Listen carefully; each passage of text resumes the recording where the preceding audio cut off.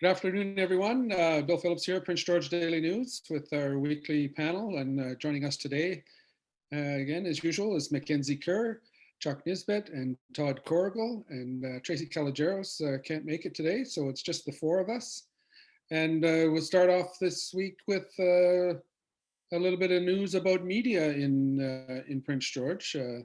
Media just loves to report on media, so we'll go there first. The Prince George Matters has now amalgamated with the Prince George Citizen.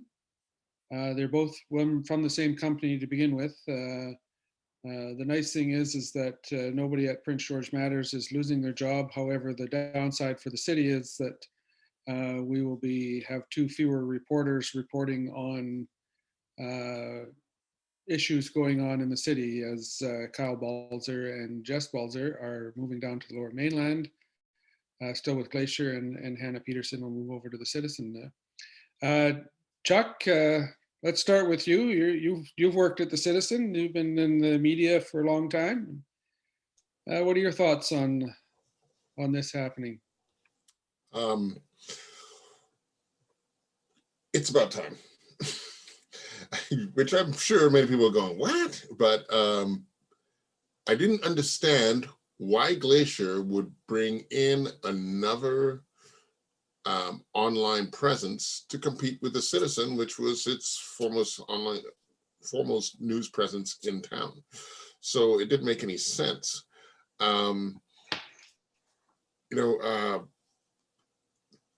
The Prince George Citizen and the PG Matters basically just took away from each other the time that they were here. And it's good to see that now the PG Matters has disappeared and the Citizen is gaining a local and a talented journalist from that, which is fantastic. And we'll be able to push more into the online presence against PG Daily News, which was Bill. But, there's lots of room for all of us here, I'd say.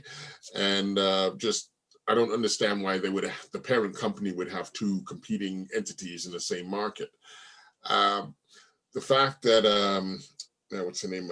Hannah Peterson is going to the Citizen is great, and I think that's going to be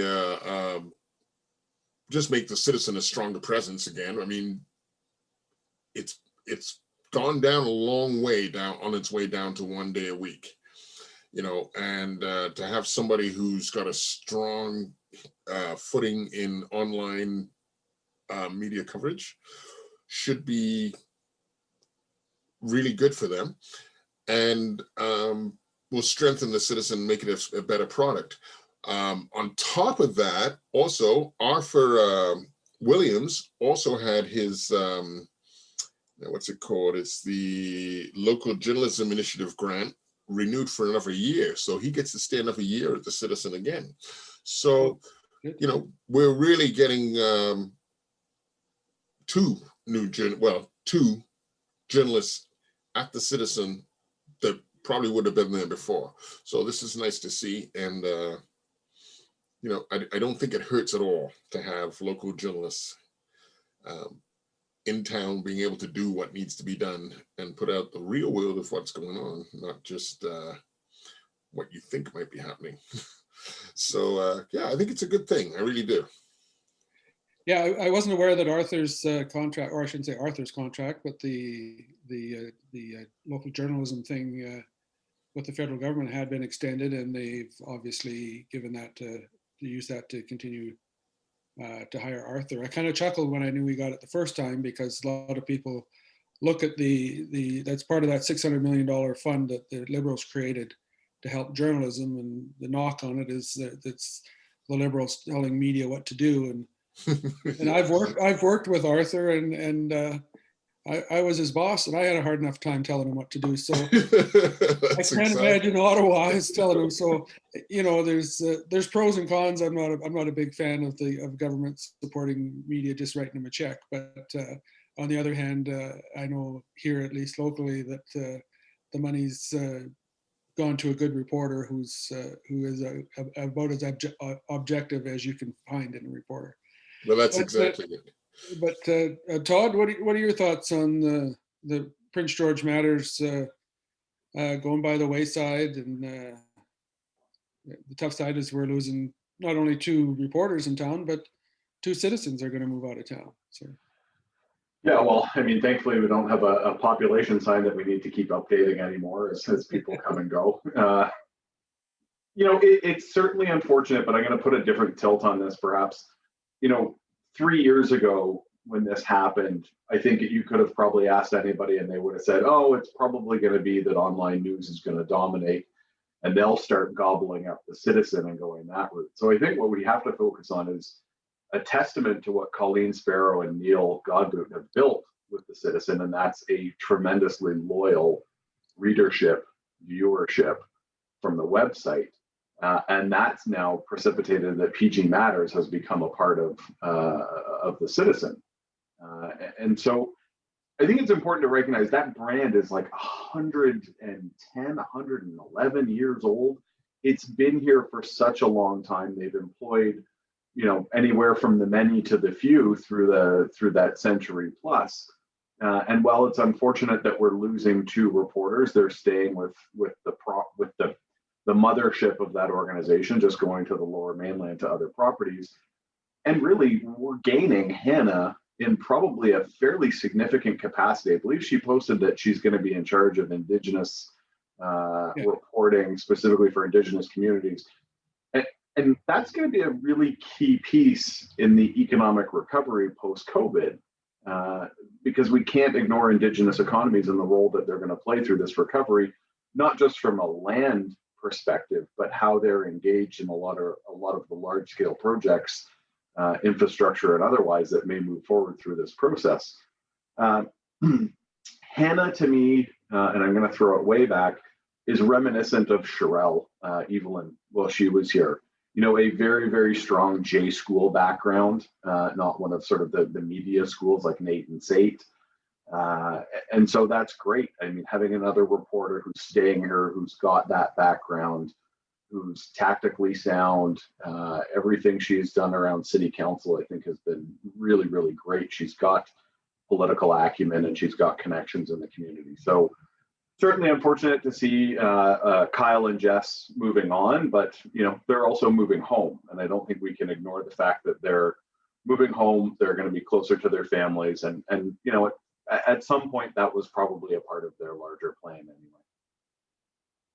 Yeah, right on. It's certainly a bit of a loss with both Kyle and Jess, and it's good to see Hannah staying in town, because they were, of the media that's left in town, and myself included, they were the ones that were still really hustling and trying to get stuff done. Not to say that everybody else wasn't working hard, but they seem to have a little bit of a hustle to them, which is always good to see. Mackenzie, your thoughts on whether Prince George matters? Well, of course it does. All news stations matter. I think that it's interesting because I wasn't really in the loop on those kinds of things. So when Jess and Kyle posted it, I was a little bit surprised that it was merging. And then, I asked some people and they were like, oh yeah, it's Glacier Media. But it was really a testament to not a lot of people that don't follow it closely or aren't in that circle know about it. And I think it just shows that we need more political education, journalism, more reaching out to the public, just more of it, because there's just a lack of people in Prince George that follow the news. If you don't read the newspaper, if you don't follow the news sites on Facebook, how do you read the local news? I think there's more people than we think that avoid it on purpose because it makes them sad. And, that's true for all news stations.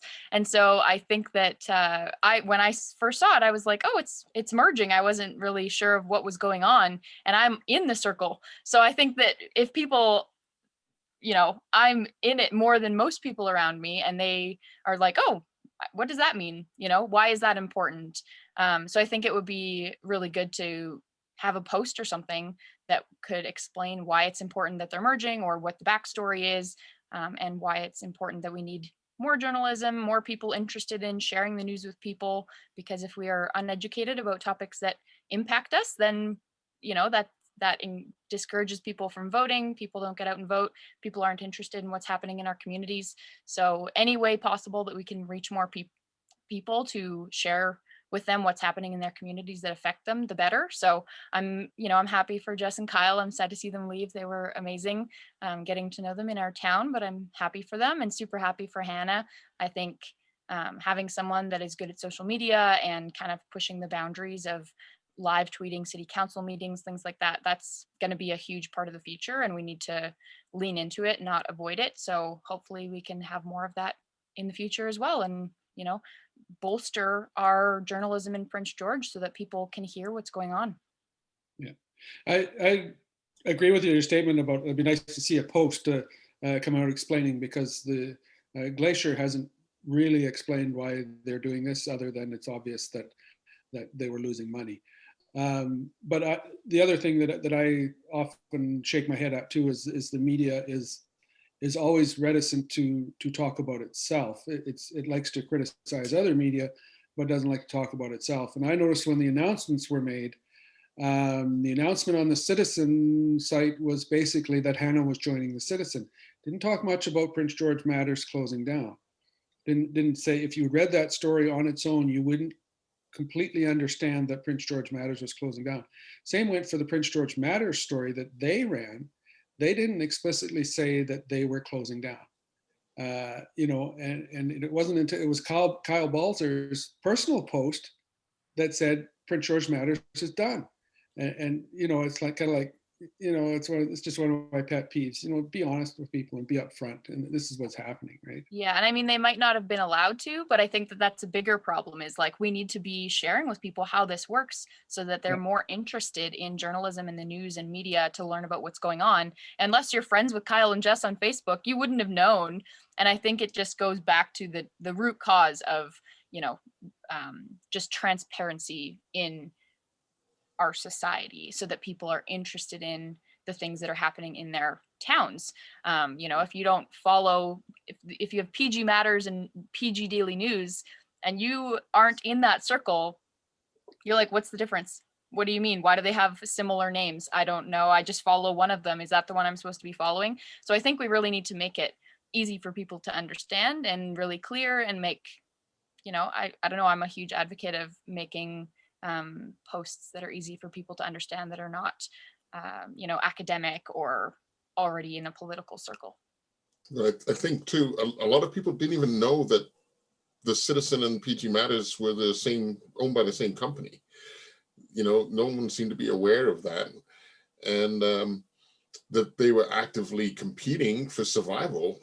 Even when I was still at the Citizen, when PG Matters first came in, it was a daily battle to see who got the most hits, to see who was going to be able to survive, who the parent company would back, and none of that was let out to any of the public. It was just, oh yeah, we've got two different entities happening here, and you pick which one works for you.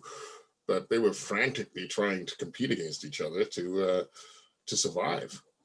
And I'm glad that the 100-plus-year-old Citizen has come through. There's a lot of history there, and it's a shame. It would be a real shame to see that company just go under.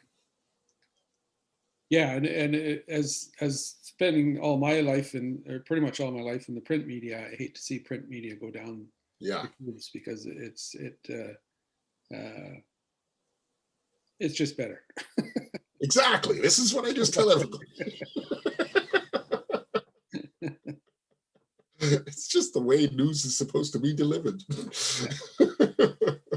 But it was interesting. I think some of that was spawned by they had after the Kamloops Daily News closed, Glacier opened the Kamloops Matters website, which was strictly web, and I think that's probably, I don't know how successful it was, but it is probably reasonably successful. and that's, I suspect, is why they branched out. There's a few of them now with the City Name Matters website. So it's kind of become a brand, right? It's kind of yeah, become the way of doing things now. exactly. Well, it's the same with Vista's Prince George now. They have Kamloops now, Kelowna now. Yeah, It's all just rebranding entities and moving more digital content. Even, you know, when I worked with CBC many moons ago, it was the start of the digital revolution for news media. And, you know, we used to get those emails on a regular basis, even in communication, saying, digital first. You don't find the story, shoot your content, write your story, but post it on the web, because we're not waiting for the supper hour news. Yeah, we had that too, and that was always a debate between the diehard editors, right? It's kind of like we're shooting ourselves in the foot here. Why would people pick up the paper and put down $1 to buy the paper when they can go online a day earlier and see the same story? So when they went to digital cameras in print journalism, we expected to be filing directly from our vehicles to the web right away, but that never actually happened at the Citizen. It pretty much was just like, yeah, don't worry, just bring it in and process it and send it to the desk. And I think it was a missed opportunity. And now the Citizen, there are no photographers, there are just reporters with cell phones. And it's just, it's really quite different. mm-hmm. Mackenzie, it's funny. Yeah, it's funny because my Nana watches the news every day, and I follow all the news stations on my phone, and so something big will happen and I'll read about it right when it comes out at 9 in the morning, and I don't think to like say anything to her because I'm doing my own thing, working, whatever. And then it comes on at the news at 5 and she comes racing down the hallway. Mackenzie, did you hear about this? And I'm like, oh yeah, Nana, yeah, I did that. And it's just so funny. Yeah, it's just it's really interesting. I love that everybody still has pictures of me with hair. So I feel like, you know, they're either goading me or poking me with the stick when I find a picture of me with hair posted somewhere. Yes, it's always the fun thing in journalism when you have we call mug shots of people, is that, you know, you got to make sure that if you post a picture of the mayor with a beard, that he still has his beard, you know, and that kind of stuff. So yeah, they're supposed to be updated regularly. Some of them are ancient. Yeah.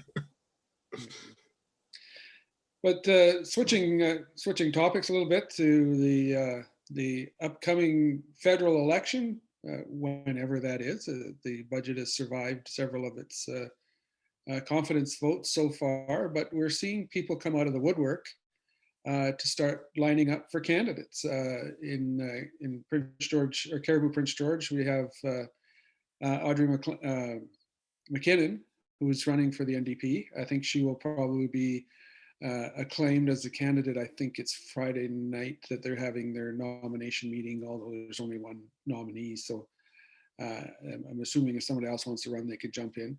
And in Prince George, Peace River, Northern Rockies, so far we have Dave Jeffers, who's running for the Maverick Party, which is the party that is now being led by Jay Hill, who was the Conservative MP for that riding. So who else, Todd, you're tuned in politically. Who else you think could come out of the woodwork here to possibly challenge the two incumbents? I have no idea. You know, the Northern Rockies riding is an interesting one. I think we saw the PPC take a swing at it mildly in the last election, and it was a big miss. You know, kudos to anybody who puts their name forward in that riding. It's pretty safely locked up for Bob or whoever the CPC candidate is that puts their name forward for the time being. We have no idea what the PPC or any other iterations might look like for that. It's my understanding Laura Parent is running Audrey's campaign, so let's presume Laura's not putting her name forward for the NDP, and I would presume, since she was their provincial candidate, there's been some discussions, and to your point, I would assume Audrey will be acclaimed. Tracy said she's definitively not running for the federal Liberals. So I haven't heard any names here locally, as she always points out. There's not really a riding association or any meetings that happen around that, and she was happy to sort of step up into that role. I don't know if Todd's got any challenges. I'm not helping you here. I'm going to go on and ramble forever about how little I know about what's happening. But you said something in the last segment about the journalism fund continuing, and here we go. Here's another sign that the election's coming. There was a big swath of money that came out for journalism before the last election, and that swath of money hath been renewed right before another election is coming. Yes, and I sincerely hope that the rules have changed, because I didn't qualify. Well, you fight that with your vote, Bill. Well, exactly. I will say the one thing. I find this really ironic, and I've mentioned this to a couple of people. And we historically we've always said, oh, Canadians don't vote a government in; they vote a government out. I think the last election showed that's not true. Whether it's not true generally or not true anymore, I think the federal Liberals have had a lot of controversy during their time, and it hasn't been challenged. And it hasn't been challenged by and large because the other parties have been scrambling and haven't got their messaging and haven't got their sort of troops rallied and their policy positions straightened out.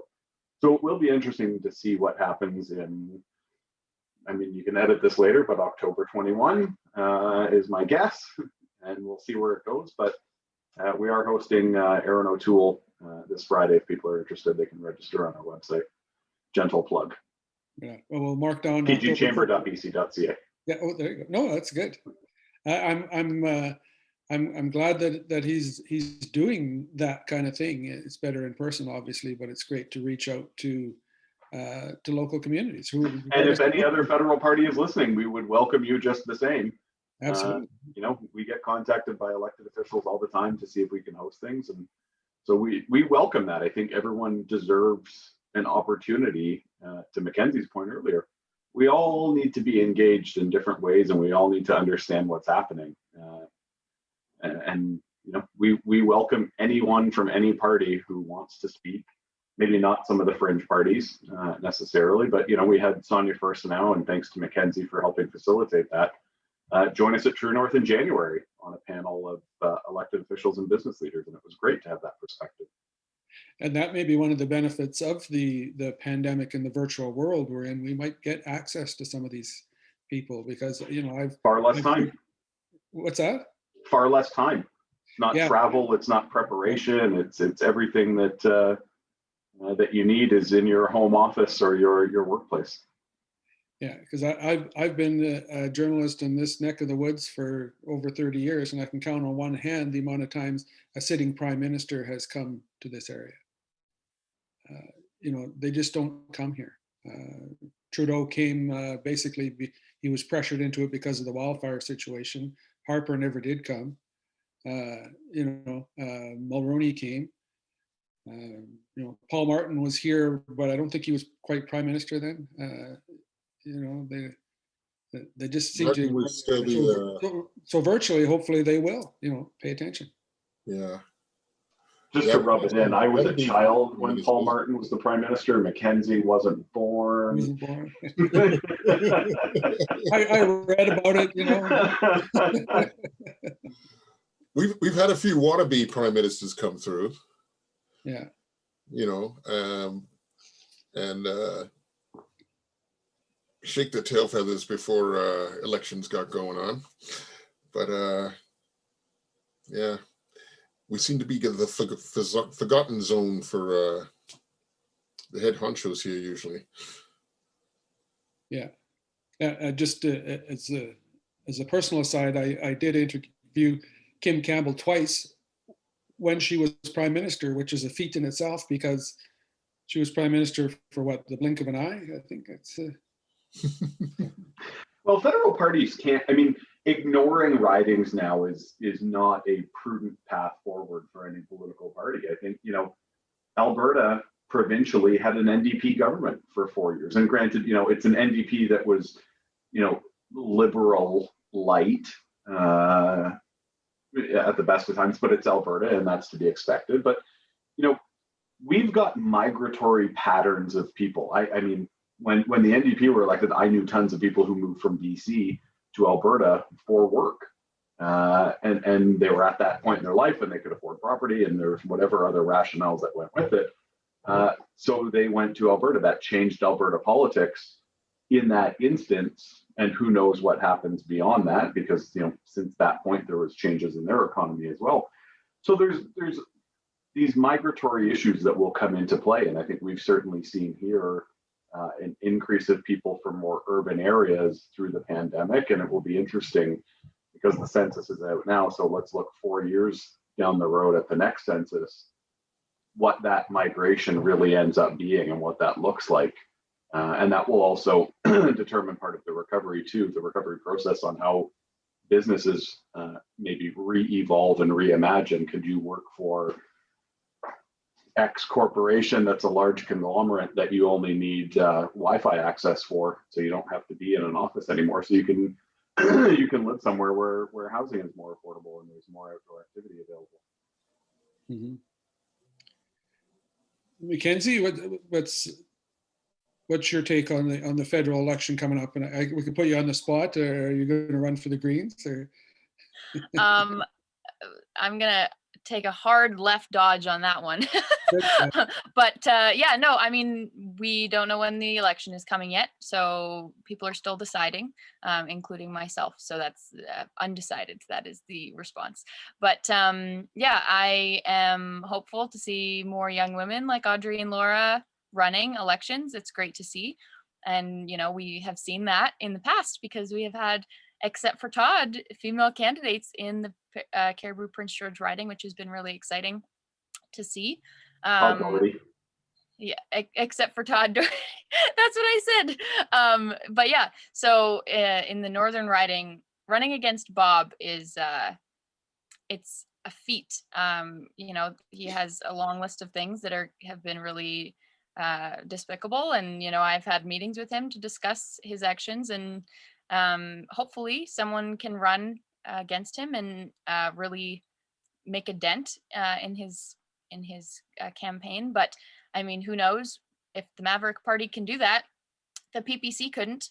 So why would the Maverick Party be able to? I'm not really sure. I mean, if Jay Hill is the reason, that they can make a dent, I don't know if that's going to happen. It's going to be really interesting to see how that pans out. But candidates for all the other parties, except for those two people, are yet to be decided and yet to be announced.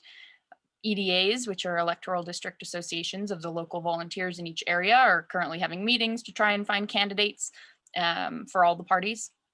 And it'll be interesting to see who they are this year. But I mean, I would prefer not to have politics during a pandemic again.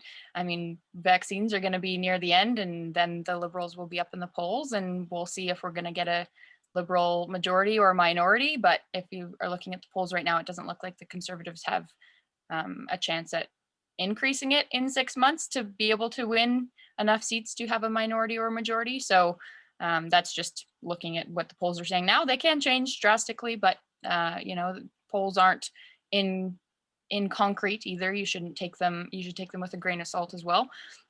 But if you're doing your research, that's a good place to kind of look at the trends. But yeah, it's going to be interesting to see how things pan out this year. And campaigning during a pandemic is not easy, right? Door knocking, you have to be really cognizant of who's comfortable with you knocking on their doors. Public events are impossible. Everything's online. So then you have a hard time reaching people that aren't online. You run into a lot of problems, and accessibility can be an issue. So I just wish that, we could do it after the pandemic so that we can reach more people. Yeah. Chuck, did you hear anybody possibly coming forward for any party? I don't know of anybody coming forward right now just yet, except for I knew about Dave Jeffers and Audrey McKinnon, but that's about it. I don't know if anybody's going to declare for anyone else until something is said about when this election is going to happen. I think Jay Hill is just trying to put his candidates forward and get them seated. I mean, it's a relatively new party. It's not completely new. It comes out of the Wexit party. And if he gives people a chance to get used to who his candidates are, I mean, it's that whole Wexit idea is deeply rooted in the Alberta conservative way of looking at things. And if he gives people a chance to get comfortable with his candidates, he's got a good chance of carrying some of that Alberta conservatism into the Maverick Party and making it making a go at running at Bob and the other incumbents in the area, especially in BC Northeast, which is very, shall we say, Alberta-like. It's like a little enclave of Alberta in BC in some ways. So I can see where they're going, and Jay Hill's very well respected, but I really don't think. I mean, well, maybe I'm hoping. I really hope that they're not going to call an election right away. Let's wait till all this is over. Wait till everybody is vaccinated. And then maybe we can look at doing it next year when everyone's much more comfortable, has a little bit of an idea of where life is going. It just doesn't make real good sense to me to be doing the election dance right now. That will be the argument too, Chuck. It'll be exactly what the NDP and BC said is, we really need the confidence of the electorate to move this process forward. And, when I look at the dates of everything that were laid out in the budget a couple of weeks ago, all these supports end on September 24th, 25th, which still permits for a writ to be dropped shortly thereafter and get that late October, early November election out of the way before majority of the country is resting for the winter. So they accomplish those goals. They'll play the role of, this is community engagement by and large. And one of the interesting things that also drew out, and I think it was probably 2-3 days after the federal federal budget was rolled out, was some commentary around how this was sending the electorate that had sort of come together to ensure that the Liberals won the last couple of elections, has now sent them dispersed back to their own parties because they felt like the budget was sort of this money for all budget as opposed to hyper focused in any sort of specific ways. It was, everyone says it was an election budget. And so it sent NDP fringe Liberal / NDP supporters running back to the NDP, and fringe supporters of the Liberals back to other parties or, non-voting status, undetermined voters at that point. So there's a lot of really interesting things that I think will play out in this. And generally when you look at, I'll use BC specifically because we see more BC news than world or than national news, is the sheer volume and timing now of Pfizer and Moderna that are moving into the country looks like everybody will be vaccinated with 2 doses of something by mid-September. Or predominantly, maybe 12 to 15-year-olds, which were just announced today, won't be. But, again, BC's already talking now about shoring up that 16-week arbitrary timeline. So everything starts getting condensed and sped up at this point. Yeah, and I'm with you on your October 21st deadline for another reason. I think we will have a good chunk of the population vaccinated by then. And I think the Liberals or anybody in power would probably want to have an election as soon after things sort of start getting back to normal and we think we've licked this. And maybe we hope, maybe we will, maybe we won't, I don't know. But as we move forward after things get back to normal, we're going to get even into more hindsight is 2020. And plus we're going to look at more of what actually happened and what the Liberals actually did. So I think they probably want to get an election out of the way while everyone's feeling reasonably well, because as time drags on, we're going to probably find a lot of corners were cut. And in the heat of the moment, they may or may not have been the right corners to cut. And we'll probably debate about those for a long time, but that would certainly hurt a political party over the long run, especially if there's some big major faux pas, which there probably undoubtedly were, given the speed of things that were being rolled out. But the other questions that are coming up now, with we talk about the vaccine and the vaccine rollout, is there's questions surrounding the latest issue is whether the Pfizer, the Moderna is the good one for you, and the AstraZeneca maybe not so good. Mackenzie, what's your take on should we be choosy when we get the choice?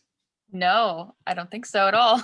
I think that the first vaccine you can get is the best vaccine, which we've heard from other people before, but I'll just say it again because some people don't have their ears open.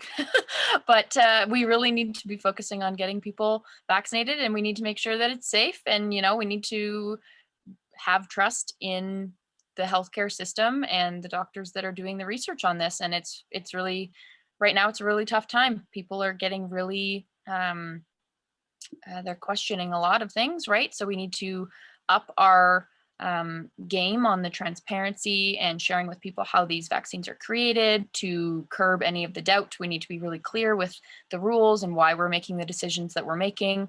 The Green Party in BC has been calling for, the data transparency and making sure that people know and understand why the decisions are being made, because that will build public trust, and then we can have more people that trust the vaccine.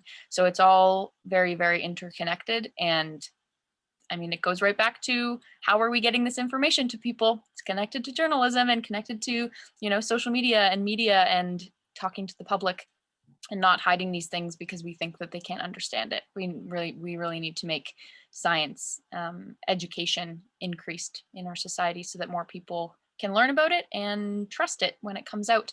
But yeah, I mean, my grandma, my Nana upstairs got the vaccine and she's doing great. My grandparents in the island, the vaccine rollout itself is quite messy. Like, people are literally hearing about where vaccines are available by word of mouth.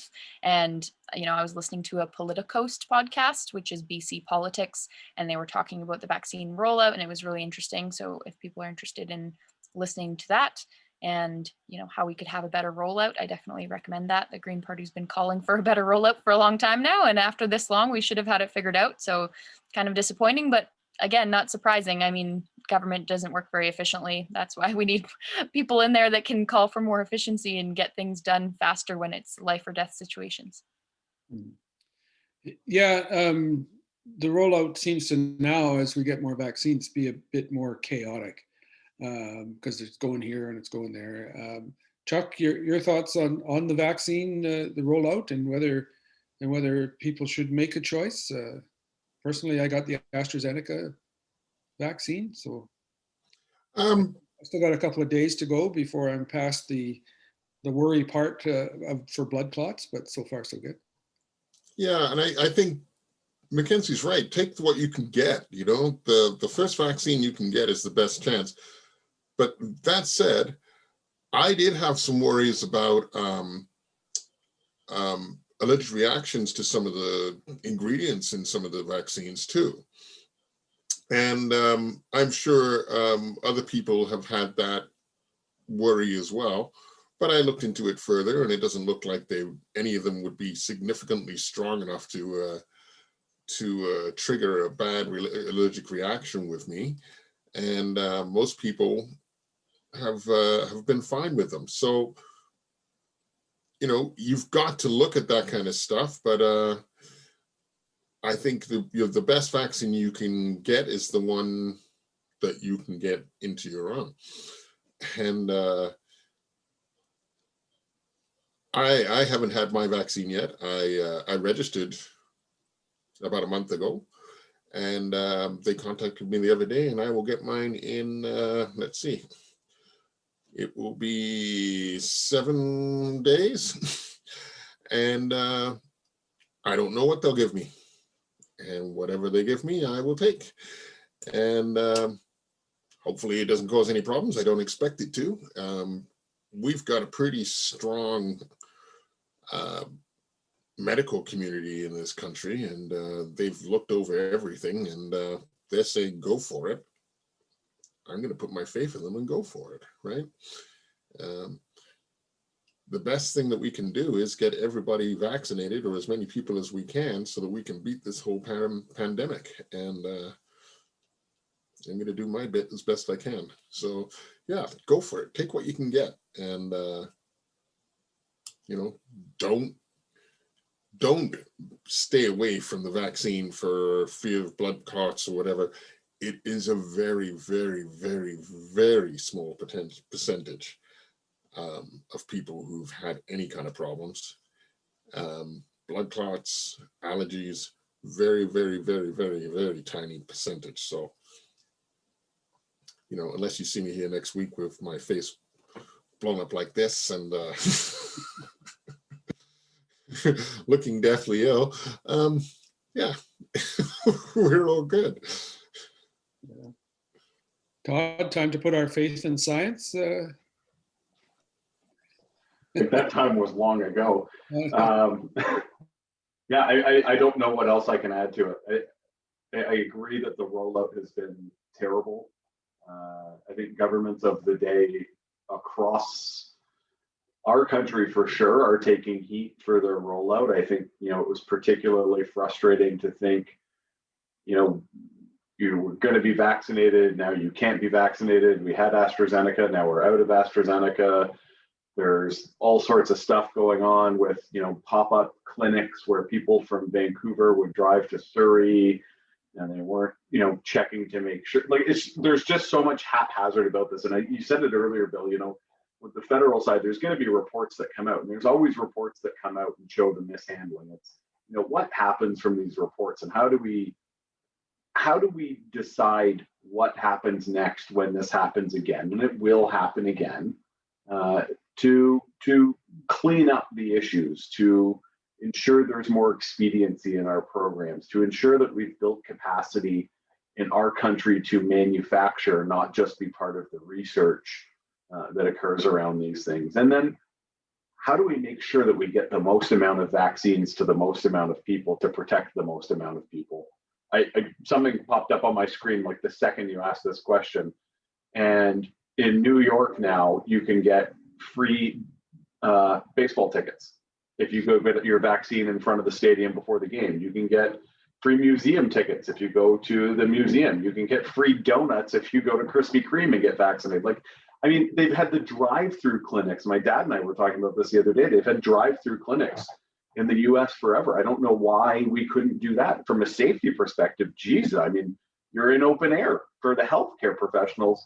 That has got to be the safest environment for them.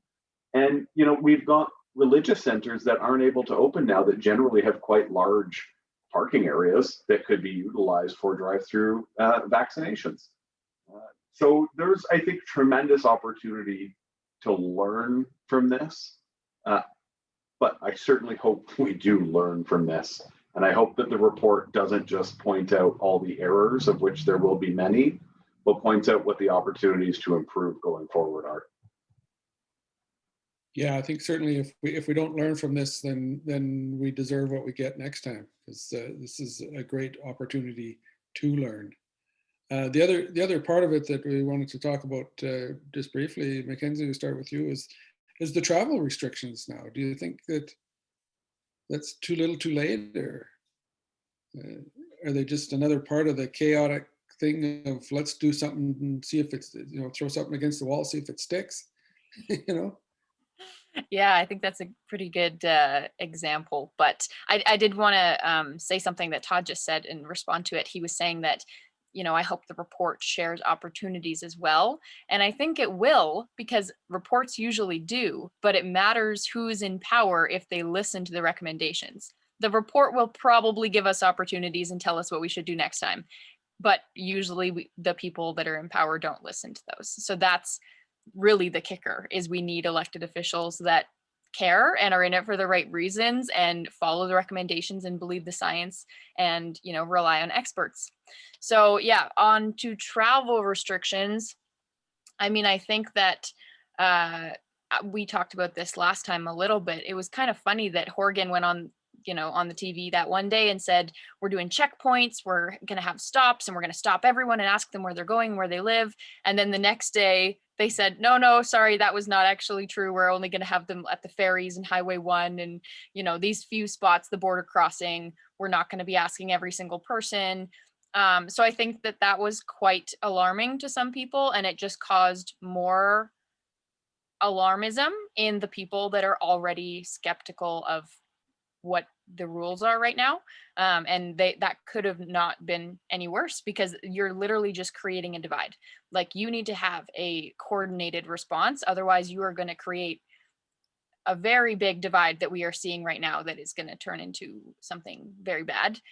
So we need coordinated responses and listening to the science and, having scientists in charge of these public health order TV calls to tell people new restrictions. I think it would go over better if it was doctors telling them why and exactly clearly why we're doing those things, not politicians, because people don't trust politicians. So I think that could be a better plan.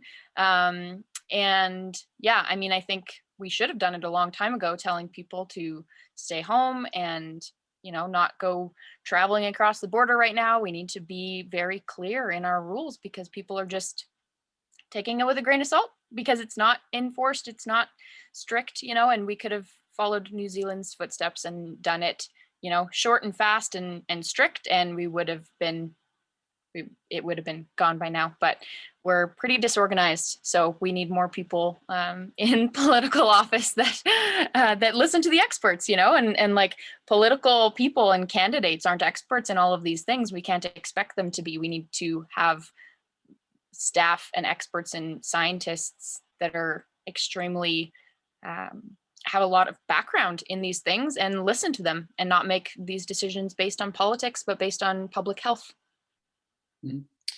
Chuck, what can we learn, or what should we learn from going through this, or what's a takeaway that hopefully will stay with us?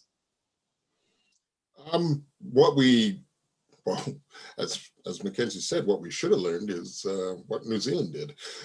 We should have learned that we need to come down on this thing hard and hold to it. But what we will learn, I think, is that we've got to follow the science. You've got to keep a clear head and follow what science tells you and be ruthless with it.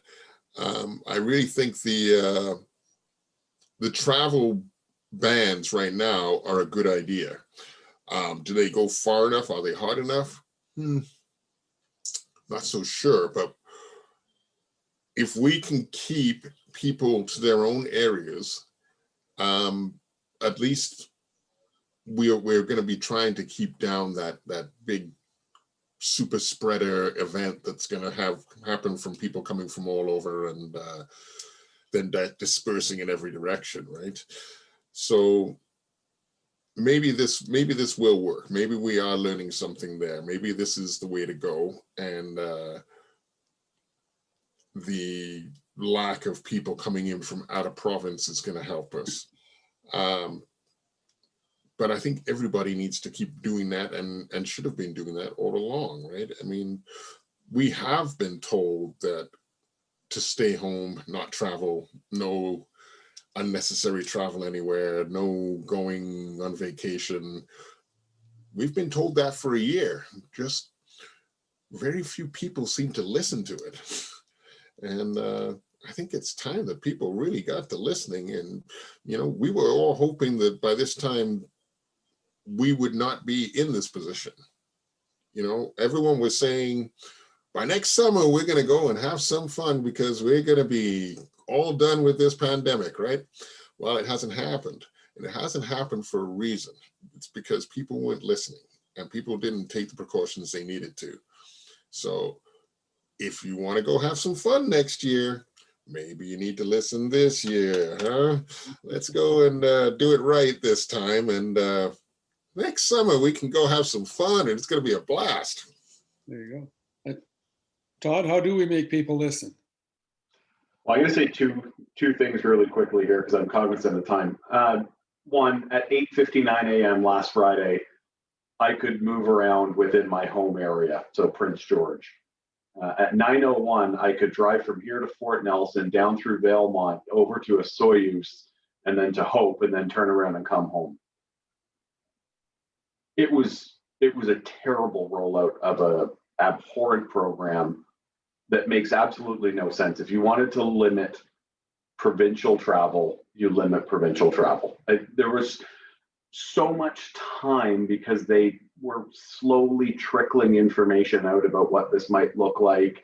And they were really getting a pulse on things that were happening and getting a lot of really bad feedback because as opposed to making an omission for living in Surrey and traveling to work in Vancouver like so many people did, they said, we're going to take Vancouver Coastal and Fraser, make them one giant health authority. And those are the two highest case counts. So then all of a sudden, Interior and Northern Health became an amalgamated territory because people said, well, why can't I go to my vacation property in the Okanagan? And it's like, there was no leadership through that process. And it's really unfortunate because I think it was a lost opportunity to send a very strong message from the Minister of Public Safety on what we all needed to do collectively to tamp this down. You know, I've said from the beginning, I thought Jacinda Ardern and New Zealand did a miraculous job. They have the advantages of an island, but you know, we live in an environment where borders are pretty well protected.